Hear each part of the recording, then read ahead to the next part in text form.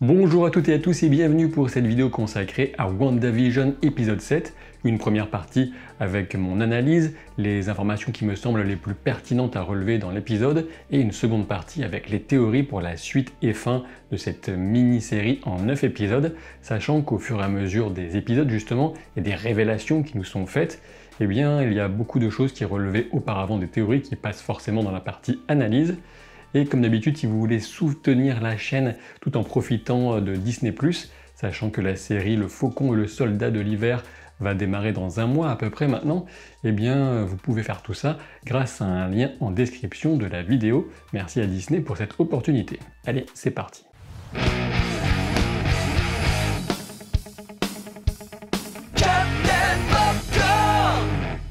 Et si jamais vous aviez un doute, sachez que je ne filtre absolument pas mes avis sur WandaVision, comme je ne les filtrais pas du tout sur The Mandalorian. Quand j'ai des critiques à faire négatives, je les fais, mais en l'occurrence, j'ai encore passé un très bon moment, je dois bien l'admettre, avec cet épisode 7. Alors, comme beaucoup de monde, je l'ai trouvé trop court, mais ça commence à être habituel avec WandaVision, donc ce n'est plus vraiment choquant, sachant qu'on espérait, c'est vrai, 3 derniers épisodes plus longs que les précédents, et ça restera possible pour les 2 derniers, mais il faut prendre avec précaution cette histoire de 6 heures pour durée globale de la mini-série, même si a priori je pense que c'est vrai, elle devrait à peu près durer 6 heures, mais ça reste à voir pour la durée des 2 derniers épisodes, qui devrait quand même être plus proche des 40-50 minutes à mon avis, mais je n'en sais absolument rien. L'ambiance confession face caméra pour donner un aperçu des pensées du personnage fonctionne particulièrement bien, alors que la dépression rattrape la pauvre Wanda, tandis que l'évolution des époques la rapproche dangereusement du présent et d'une réalité qu'elle refuse. Oh puis allez, j'ai envie de mettre un peu la pagaille et de commencer directement par la publicité de cette semaine avec l'antidépresseur, qu'il soit anxiolytique, neuroleptique ou que sais-je, le Nexus souligne bien évidemment l'état mental de Wanda, dévastée après les événements d'Infinity War, qui remontent pour elle à quelques semaines à peine. WandaVision continue d'explorer à sa manière ce deuil auquel Wanda se refuse, et ce médicament vient promettre, en total décalage avec ce qu'on pourrait attendre d'une telle substance, en tout cas d'une publicité pour une telle substance, une confrontation avec cette réalité honnie et maquillée, quitte à souffrir au passage. Parmi les nombreux mystères qui planent encore sur l'intrigue de WandaVision, on a notamment la véritable origine de ces publicités. Alors on a bien compris qu'elles étaient chacune liées à des traumatismes passés ou présents de Wanda, mais quant à leur origine, eh bien s'agirait-il uniquement de l'inconscient de Wanda qui lui donnerait des messages? Je ne crois pas qu'il s'agisse uniquement de cela. On peut y voir peut-être la marque, la patte d'une influence extérieure. Alors s'agit-il uniquement de l'influence de Agatha Harkness ou encore d'une entité avec laquelle la sorcière aurait passé un pacte? Eh bien ça reste à voir. Dans cette publicité, le terme Nexus saute aux yeux pour les connaisseurs puisque Wanda est ce qu'on appelle un être Nexus dans les comics, c'est-à-dire une sorte de pivot autour duquel le monde, voire les mondes, s'articulent. Wanda serait tellement puissante qu'elle serait une forme de constante qui transcende les barrières entre les univers parallèles infinis, formant ce qu'on appelle le multivers. Et c'est exactement ce qu'on retrouve dans la formulation finale de la publicité, pour paraphraser « Après tout, le monde ne tourne pas autour de vous, à moins que si ». On peut donc voir ici clairement un indice supplémentaire quant au développement du multivers dans le MCU à partir de WandaVision, une notion sur laquelle je reviendrai un peu dans la partie théorie. Mais revenons maintenant à cette introduction qui trouve Wanda seule et déprimée. Je pense qu'on peut y voir autre chose que la dépression dans sa baisse d'énergie, en lien direct avec ce que laissait deviner la publicité de la semaine dernière.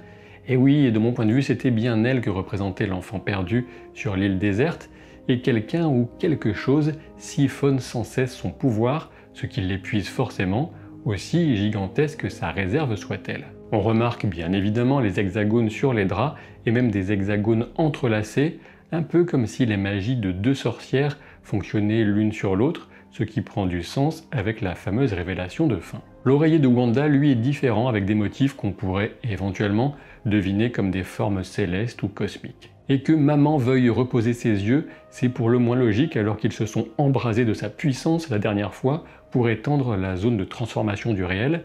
De toute évidence, elle s'est effondrée en costume après cet effort pour le moins surhumain. De manière prosaïque, Wanda semble perdre le contrôle, ce qui est doublement illustré par les manettes ou controllers en anglais qui changent dans les mains des jumeaux. Là encore, je pense que l'absorption de son pouvoir est directement responsable de ses difficultés à maintenir la cohérence de Westview, d'autant plus maintenant que la zone s'est étendue de manière significative. Billy évoque les voix dans sa tête, pas étonnant avec tous ces habitants de Westview écrasés par le contrôle mental imposé sans doute par Agatha, qui utiliserait Wanda non seulement comme une prise de courant, mais aussi comme un VPN pour ne pas se faire choper. La sorcière rouge a perdu de sa superbe et sa boisson aux amandes se transforme en bouteille de lait, portant même un avis de recherche pour enfants disparus, ce qui fait référence non seulement à la situation de Westview, mais aussi à la fin de l'épisode. En activant les sous-titres, on entend une station radio qui évoque justement la sortie annuelle des enfants pour Halloween, et où il reste du temps, ils sont nulle part. Les céréales Sugar Snaps nous rappellent le claquement de doigts ou snap en anglais de Thanos, et la transformation en clown et autres artistes de cirque et des agents du SWORD, avec bien sûr le clown dessiné sur la boîte. En termes d'influence sitcom pour cet épisode, on pense notamment à The Office ou encore Modern Family, et dans les multiples versions du prénom Wanda, on retrouve au passage la date de naissance de Stanley, le 28 décembre 1922, ou encore un clin d'œil à un poisson nommé Wanda, sachant que le bocal est une métaphore assez facile mais plutôt pertinente de la situation. La mention Created by Wanda Maximoff vient à nouveau souligner la tendance de la série à jouer avec les perceptions et les certitudes, puisque Wanda est certes responsable, mais elle est loin d'être la seule. Le moins qu'on puisse dire, c'est que Wanda a perdu de sa superbe, on passe du costume, du clin d'œil au costume iconique des comics, à cette robe de chambre, et elle est vidée, désemparée, à tel point qu'elle semble temporairement du moins faire une croix sur la notion de récupérer Vision, et elle va même se livrer à ses enfants de façon un peu crue, en leur faisant part de son doute existentiel, finalement rien n'aurait de sens. Et comme vous, sans doute, ce que j'apprécie dans ces scènes, c'est qu'on est toujours sur la corde raide entre comédie et un sous-texte bien plus sombre qui devrait venir frapper durement en fin de saison. Une impression portée par une inflexion subtile alors que Wanda se confie face caméra en perdant le peu de conviction qu'elle mettait encore à faire bonne figure. Décidément magnifique exercice que cette série pour Elizabeth Olsen qui peut s'exprimer sur divers registres. Quant à l'oncle Pietro, il faut se méfier de cet homme, elle prévient ainsi ses enfants, vaste question qu'on abordera dans les théories bien sûr, sachant qu'il faudra bien sûr avoir vu la scène cachée dans les crédits de fin, et oui pour une fois il fallait les regarder. Les états d'âme de Wanda sont commentés par Agatha en personne, puisque la voix qui demande à Wanda si elle pense qu'elle mérite un peu ce qui lui arrive est bien celle de la fausse Agnès, qui se délecte de la souffrance de Wanda presque autant que de sa magie. Du côté de la courte scène de Tyler Hayward dans cet épisode, l'information principale à retenir, c'est qu'ils vont lancer aujourd'hui. Difficile de deviner avec certitude à quoi il fait alors référence. Le projet Cataract aurait-il abouti? Va-t-on voir débarquer une arme consciente dérivée de Vision? Ou s'agit-il carrément d'une frappe tactique pour effacer Westview de la carte et récupérer tranquillement le corps de Vision en vibranium? Alors pour le moment, je ne sais pas ce que vous en pensez, mais de mon côté, je penche plutôt vers l'utilisation d'une arme consciente, même si je suis un peu étonné que le projet Cataract ait abouti à une version suffisamment fiable pour qu'ils se disent « bon, on va balancer ça sur quelqu'un d'aussi puissant et d'aussi imprévisible que Wanda », ça me paraît assez culotté. Au moment de passer dans le X, Darcy était menottée, elle se retrouve donc en experte de l'évasion du cirque, et c'est justement ce qu'elle tente de faire en s'évader face à ce qu'elle prend d'abord pour des avances de la part de Vision. Et on sent que sa personnalité à l'intérieur du X reste très proche de ce qu'elle était au naturel. Au passage, on peut quand même s'étonner que le cirque soit si actif, sachant qu'ils sont justement très proches de la limite de la zone, là où Vision découvrait, dans l'épisode précédent, des gens réduits à l'état de pantin ou carrément immobiles. Leur petite escapade sera semée d'embûches qu'il est difficile d'attribuer avec certitude à Agatha ou Wanda. La première cherche peut-être à se débarrasser de Vision, et la seconde voulait clairement rester seule, au moins ce jour-ci. Ceci dit, en réfléchissant bien, on peut pencher plutôt vers Agatha, car c'est elle qui est derrière les interviews en mode introspection, mais cela ne retient Vision qu'un temps, et on s'amuse forcément de le voir partir en accrochant sa cape, avec une petite pensée pour la sagesse d'Edna Mode dans Les Indestructibles, surtout pas de cape. Au moins point positif, Vision est mis au courant de la tragédie qui a marqué sa courte vie, et il comprend aussi la détresse mentale qui est celle de Wanda. Au détour de cette conversation, on apprend aussi que pour Darcy Lewis, il y aurait environ une semaine qui se serait écoulée, puisqu'elle indique avoir regardé WandaVision au cours de la semaine dernière, ce qui laisse supposer peut-être la diffusion d'un épisode par jour. ils ont de la chance. Non, mais c'est bien d'attendre une semaine entre chaque épisode, ça me permet de faire mes petites théories comme ça nous fait chauffer le cerveau, et puis l'attente rend le plaisir de la découverte encore plus intense. Vision s'inquiète du devenir de ses enfants, et il a bien raison, puisque pendant ce temps, Agnès profite de l'état de Wanda pour venir les récupérer.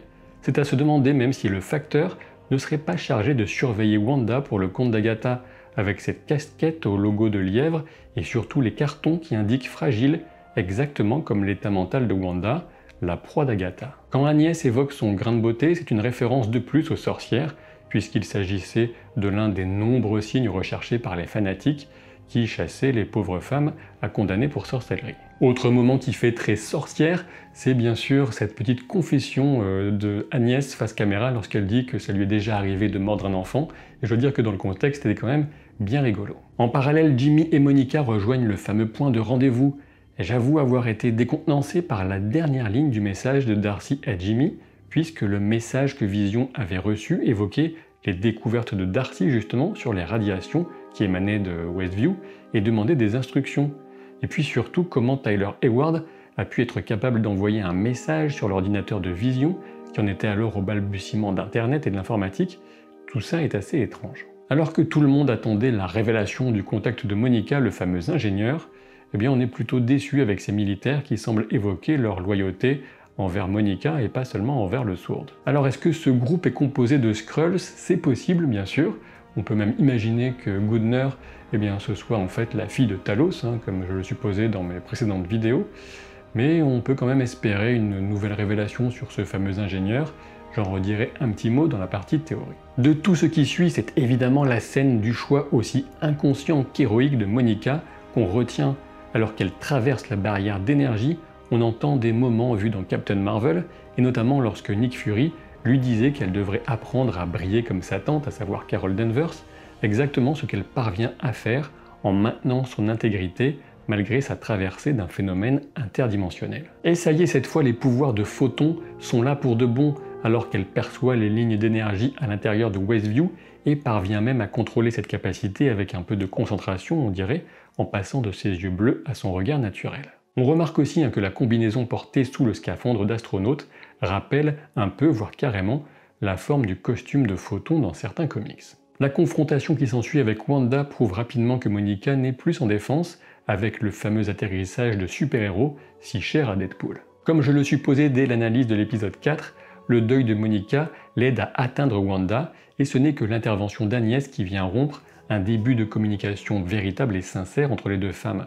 Au passage, on voit bien les roses de Wanda, qui sont roses et rouges, mais aussi Dottie avec ses roses jaunes. Sachant l'importance des couleurs et des fleurs par rapport à Wanda, mais aussi par rapport à Agnès, je me demande s'il s'agit encore une fois d'une fausse piste, ou s'il y a quelque chose à creuser au sujet de Dottie.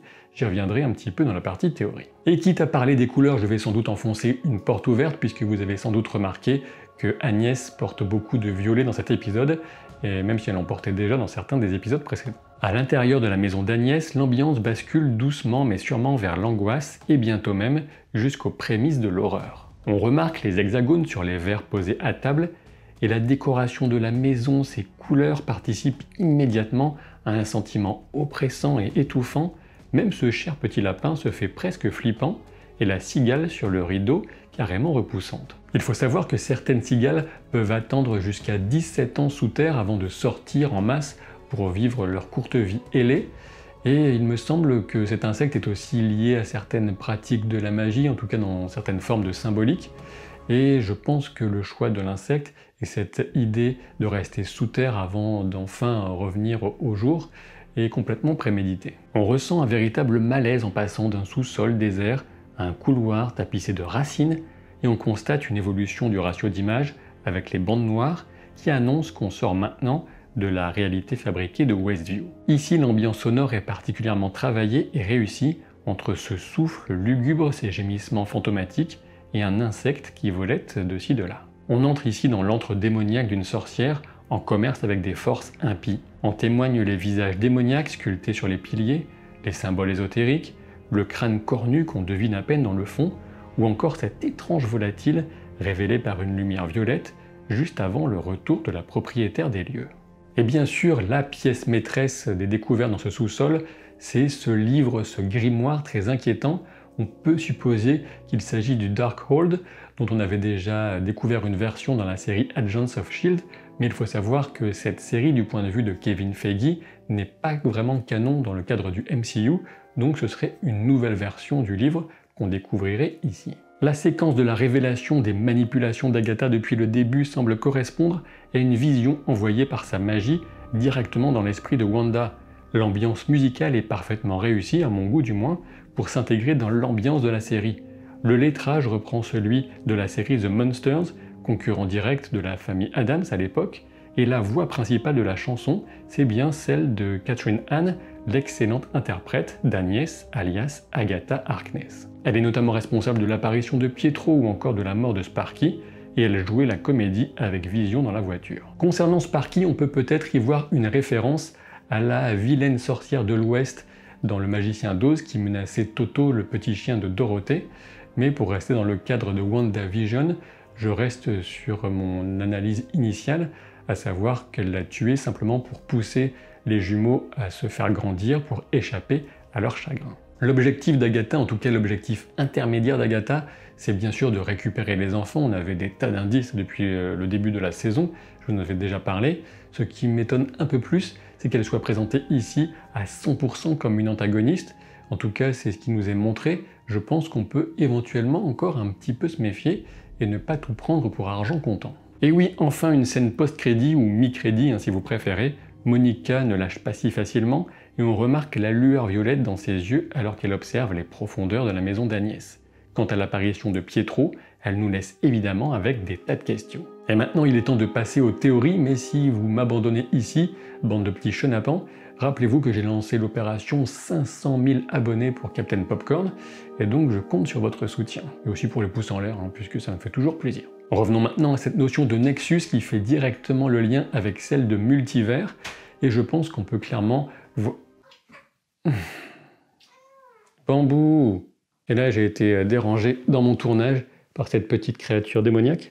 Tu dis bonjour? Bonjour, je suis une créature démoniaque. Super. Mais revenons maintenant à cette notion de Nexus qui fait clairement le lien avec celle de multivers, et on peut clairement, en tout cas je pense, y voir une piste pour un lieu de connexion entre les mondes, et ce n'est pas un hasard si on trouve précisément ici Agatha et ce livre. Admettons par exemple qu'une version du X survive à la fin de la série et reste dans le MCU, il pourrait donc là s'agir d'une sorte de point de passage pour des êtres qui n'ont absolument rien à faire sur la Terre version MCU, mais qui pourrait être bien intéressant à suivre dans les prochaines séries et les prochains films. Pour illustrer ça, vous en avez peut-être entendu parler, on a quelques rumeurs sur une possible présence de Chris Evans, l'interprète bien sûr de Captain America de Steve Rogers, qui reviendrait pour jouer une forme de Captain Hydra, ce serait carrément génial. Et en parlant de caméos et d'acteurs, il reste quasiment à coup sûr maintenant une grosse surprise pour WandaVision. On le sait grâce à une interview que Paul Bettany, l'interprète de Vision, a donnée très récemment. Et ce caméo arriverait en plus de celui éventuel du Doctor Strange, qui semble quand même très probable vu le tour que prennent les événements. En effet, Paul Bettany a donc confirmé qu'il reste un acteur qui va faire son apparition dans la série et avec qui il a toujours rêvé de tourner. Alors les paris sont ouverts, mais pour l'instant, les candidats les plus probables, en tout cas les plus mentionnés, sont Patrick Stewart, qui serait donc en Charles Xavier, ce serait assez énorme, et ce serait quand même assez logique avec l'inspiration House of M, et l'autre candidat c'est carrément Al Pacino, et oui, et dans ce cas-là on le verrait bien dans un rôle démoniaque. Alors je ne sais pas vraiment ce qui est le plus probable des deux, peut-être Patrick Stewart, mais je dois dire que personnellement j'adorerais voir Al Pacino en Mephisto, et d'autant plus que Ralph a encore été mentionné dans cet épisode, et à force de mentionner ce personnage, il faudra bien qu'on le voie à un moment ou un autre. Par ailleurs, des rumeurs insistantes se poursuivent au sujet de Nightmare, mais de mon côté, je continue de penser que l'ambiance et les indices pointent complètement vers Mephisto plutôt que vers Nightmare. Revenons justement au Darkhold, sa couverture semble montrer deux clés enfoncées chacune d'un côté d'une serrure qu'on devine et qu'il vaudrait mieux laisser fermer. Dans les comics, le Darkhold est notamment lié à Chthon, un démon primordial responsable des pouvoirs de Wanda. Je ne pense pas qu'on aura cette version dans la série, même si rien n'est à exclure totalement. Ce qui me semble clair en revanche, ne serait-ce qu'avec la magie qui se dégage visuellement de l'ouvrage, c'est qu'une puissance semble en quelque sorte enfermée dans ce livre. Et donc vous l'aurez compris maintenant, la magie siphonnée de Wanda, ainsi peut-être que l'énergie vitale de ses enfants pourrait être utilisée par Agatha pour enfin ouvrir ce livre et en libérer l'entité qui serait plus ou moins enfermée et lui donner accès à la Terre du MCU. Ralph verrait enfin le jour. Alors oui, certes, je reconnais que l'histoire du démon super puissant qui est enfermé et qui va être libéré, c'est un ressort ultra usé, très classique, mais ça fait quand même toujours le job si c'est bien amené. Et puis ce Ralph, si c'est bien lui, il pourrait être à l'origine d'un pacte passé avec Agatha, et donc ce qui permettrait d'expliquer la très longue vie qu'on peut supposer de Agatha Harkness, voire même son retour de la mort, puisque je continue à penser qu'elle est peut-être morte, ou en tout cas qu'il y a un mort proche d'elle comme son fils éventuellement. En effet, je crois toujours à une certaine sincérité dans la réaction d'Agatha lorsqu'elle apprenait que Wanda pouvait peut-être ramener des morts à la vie. Et je pense donc que cette histoire de deuil dans la vie de Agatha pourrait faire un lien entre son histoire et celle de Wanda, un peu comme une mise en garde pour Wanda de ce qu'elle pourrait devenir si elle se laisse aller. Et lorsque Billy dit à Agnès dans son salon qu'elle est calme à l'intérieur, on peut évidemment y voir l'indice qu'elle n'est pas contrôlée, contrairement aux autres habitants de Westview, mais aussi peut-être qu'elle est morte. J'en reviens un instant à Dottie. Le fait qu'elle soit un troisième personnage féminin notable, lié à des fleurs, continue de me laisser espérer qu'elle se révélera elle aussi comme une magicienne ou une sorcière. Et si c'était le cas, eh bien il faudrait bien sûr une révélation en épisode 8, parce qu'à un moment il sera trop tard, un épisode 8 qui, je l'espère, pourrait nous montrer un flashback expliquant tout le parcours, toute l'histoire d'Agatha Harkness, et peut-être aussi le rôle véritable, l'origine de sa fameuse broche. Mon point de vue, c'est que la révélation d'Agatha met trop l'accent sur sa pure responsabilité pour que ce soit totalement vrai. Je ne suis pas convaincu qu'elle soit totalement maîtresse de ses actes, et je suppose au moins qu'elle a donc passé un pacte qu'elle regrette au moins un petit peu. Du côté de Pietro, enfin, il serait apparemment une simple marionnette contrôlée par Agatha, mais reste quand même à savoir si avec sa magie, elle est allée le récupérer de l'univers X-Men de la Fox, ou s'il s'agit d'une toute autre personne et d'un simple clin d'œil très méta aux fans du MCU. Alors bien sûr, parmi les autres possibilités pour expliquer qui est ce Pietro, on pourrait penser éventuellement à Nicholas Scratch, le fils d'Agatha Harkness dans les comics, qui est aussi magicien, ou carrément Ralph en personne, mais vraiment ces deux pistes me semblent un peu délicates. Alors bien sûr, si c'est le véritable Quicksilver de la Fox qui a été rapporté, cela pourrait se retourner contre Agatha si Vision parvenait à le libérer du contrôle de la sorcière. Et pour terminer sur ce fameux contact, cet ingénieur que Monica devait retrouver et qui nous a laissé un petit peu le bec dans l'eau avec cette bande de militaires sans grand charisme, eh bien certains ont pu évoquer en ligne Adam Brashear, alias Blue Marvel, un héros très puissant qui a des liens avec Monica dans les comics, donc pourquoi pas. Et bien sûr, si on a une évocation ne serait-ce que de Reed Richards en fin de saison, eh bien tout le monde va s'enflammer, ce serait assez rigolo, et on va découvrir tout ça.